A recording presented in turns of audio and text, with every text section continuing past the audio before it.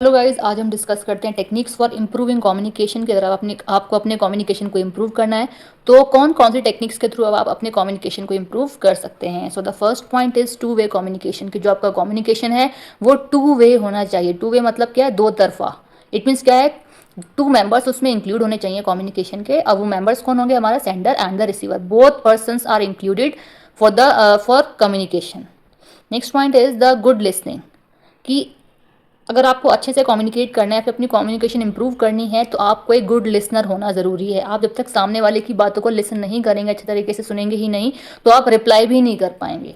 ठीक है, तो रिप्लाई करने एक तरीके से पार्ट आपके कम्युनिकेशन का ही है कि अगर आप तो इसीलिए यहाँ पे कहा है कि अगर आपकी लिसनिंग स्किल्स अच्छी होंगी, अगर आप सामने वाले को ढंग से सुन पाएंगे, तभी आप अपनी बात को ढंग से रख पाएंगे। ठीक है, next point is selecting all effective communication channel कि आपको जो कम्युनिकेशन चैनल यूज़ करने हैं at the time of communication वो इफेक्टिव चैनल्स होने चाहिए। वो डिपेंड करेगा आपके ऊपर कि आप कब कहाँ किससे कम्युनिकेट कर रहे हैं, उसके बेसिस पे आप अपने जो कम्युनिकेशन चैनल है वो यूज़ करेंगे।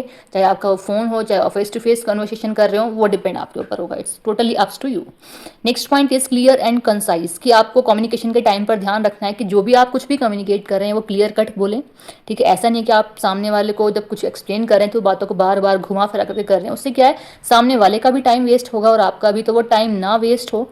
ठीक है, तो इसलिए ज़रूरी है कि क्लियर कट बातों को बोल दो। ठीक है, आगे इसमें लिखा है concise. Concise means the size of message की जो मैसेज का साइज है, जो भी आप इन्फॉर्मेशन प्रोवाइड कर रहे हैं उसका size not too long and not too short. एक मीडियम साइज होना चाहिए जब आप किसी को कोई भी कन्वर्सेशन कर रहे हैं, चाहे आप लिख करके करें चाहे किसी को बोल करके करें।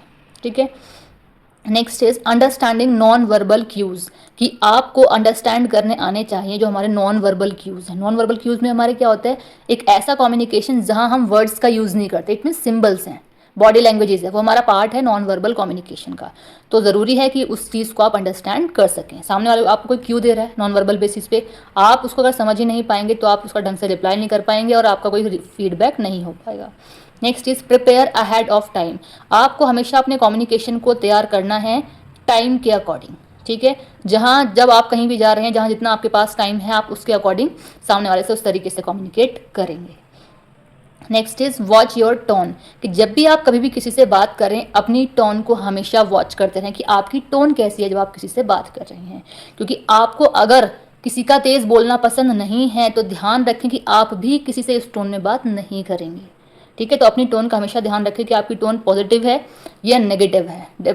ठीक है, नेक्स्ट इज ऐसा कंपनीज में भी होता है कि अगर आप जिस टोन में होंगे तो सामने वाला कहीं ना कहीं आपसे उसके बेसिस पे आपको जज करेगा, देन उसके हिसाब से फिर आपसे वो कम्युनिकेट करेगा। मे बी आपके लिए जो पॉजिटिव और नेगेटिविटी आएगी वो आपकी टोन के बेसिस पे आएगी। Next point is think before speaking.